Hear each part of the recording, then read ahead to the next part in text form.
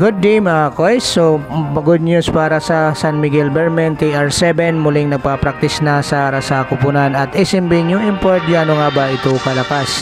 At Robert Bulik gigil nga makabawi mula sa pagkatalo sa kanyang debut games dito sa bago niyang kupunang NLEX Road Warriors. Ito ang ating pag-uusapan sa video natin ito. Ngunit kung bago ka pa lang sa aking munting YouTube channel, humihingi po ako ng likes, share and subscribe.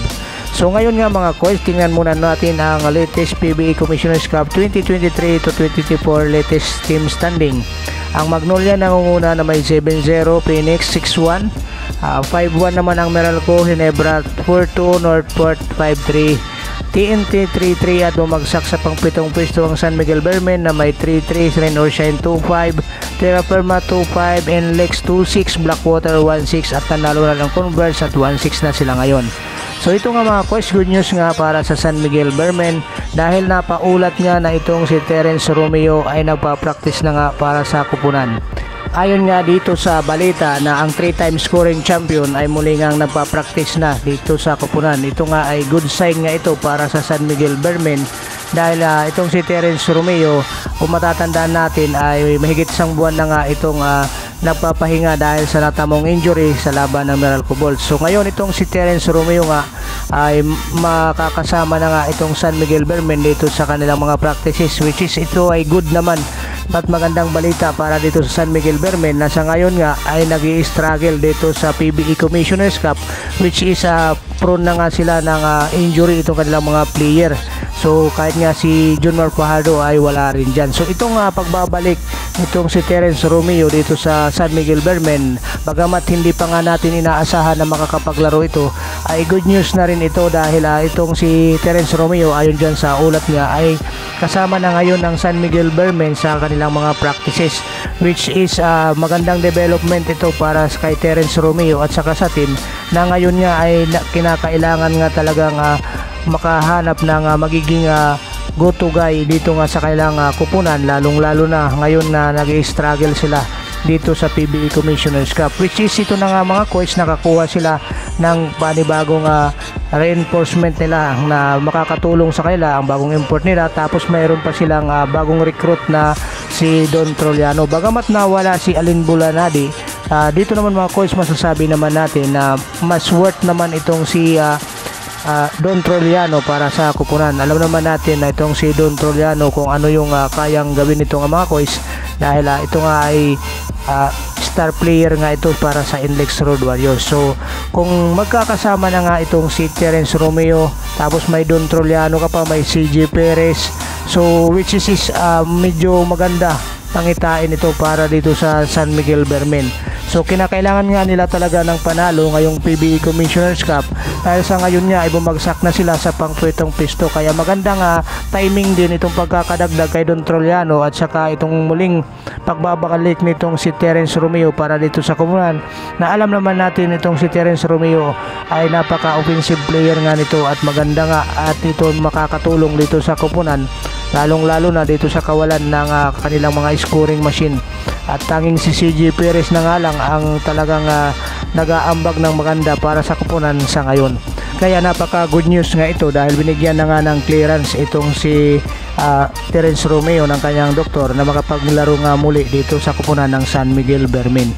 So dito naman tayo mga koys sa balita patungkol naman dito sa bagong recruit ng NLEX Road Warriors na si Robert Bulik, na ayon nga dito sa Spin.ph binigyan na ito ng 2 taong kontrata ng NLEX Road Warriors.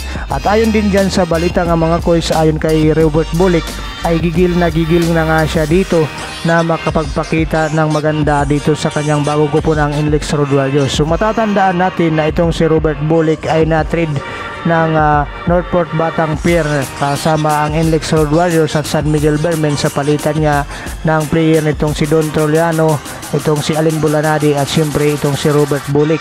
So dahil dito ngayon itong si Robert Bulik ay nasa NLEX Road Warriors na nga itong mga coys. So kung matatandaan nga natin ay nag-debut game na nga ito noong Wednesday, subalit niya mga coys ay medyo nangangapa pa nga itong si Robert Bulik. Nakikita nga natin na nangangalawang pa nga itong si Robert Bulik dahil sa 33 minutes nga na paglalaro niya mga koys ay may score lang siya ng 9 points. Mayroon siyang 4 na assist at saka isang rebounds.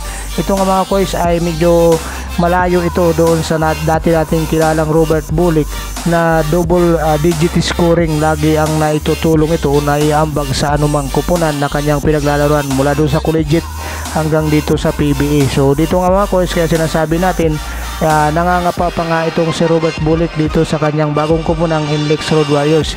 Kaya ayon nga sa kanya ay nais na nga niyang maipakita ang kanyang pagiging worth dito nga sa Inlex Road Warriors at ang sakripisyo ng Inlex Road Warriors na pakawalan ang kanilang mga star player para sa kanya ay yun nga malaking bagay sa kanya na kailangan niyang suklian itong ginawa na sakripisyo ng Inlex Road Warriors mga koys. Ayon nga mismo dito kay Robert Bulik.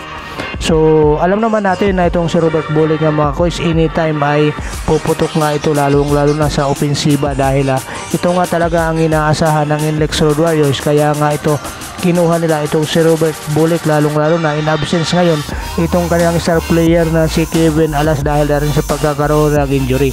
Kaya lahat dito nga mga koys inaasahan na itong si Robert Bulik talaga ang magdadala ng Inlex Road Warriors. Wag lang mga koys mangyari ang ganitong senaryo na itong Inlex Road Warriors ay nagiging farm team. Kung matatandaan na nga natin yan mga koys, mga star player ngayon nasa TNT Tropang Giga nga. Puntahan naman natin mga koys itong bagong import o replacement import ng San Miguel Bearmen, which is itong ay si Benny Boatwright. Itong si Benny Boatwright niya mga koys ay may tangkad na 6'10" at naglaro nga ito para sa kanyang kupunan na Trojans sa University of Southern California, kung saan ay nag-a-average ito mga koys ng 18.2 points, 6.6 rebounds, 2.5 assists sa 33.5 minutes na paglalaro. So ganito ito magandang maglaro itong si Benny Boatwright mga koys. At ang kagandahan din dito mga koys, matangkad ito. Sa 6'10" niya, sigurado dito sa PBA ay maghahalimaw ito lalo na sa rebound. Ito nga mga koys ang kinakailangan nila ngayon lalo na itong San Miguel Bearmen na wala pa nga itong si John Mar Fajardo dahil sa natamong injury nga nito sa kanyang kamay. Kaya itong kanilang replacement import na ipinalit nga nila dito kay Ivan Aska, ito ay inaasahan nila na magdodomina dito nga sa ilalim ng painted area dahil sa kawalan nga nitong si John Mar Fajardo, dito nga ay dumausdos nga pababa ng team standing itong kupunan ng San Miguel Bearmen. Ito ay maganda nga itong revelation na pagkakaroon nila ng matangkad na import dahil dito nga sila nangangapa mga course dahil dito sa ongoing na PBA Commissioner's Cup. So itong si Benny Boatwright niya mga course ay isa rin itong mayroong pinakamataas na 3-point percentage sa paglalaro nga dyan sa kanyang senior game sa kanyang kupunan na Trojans.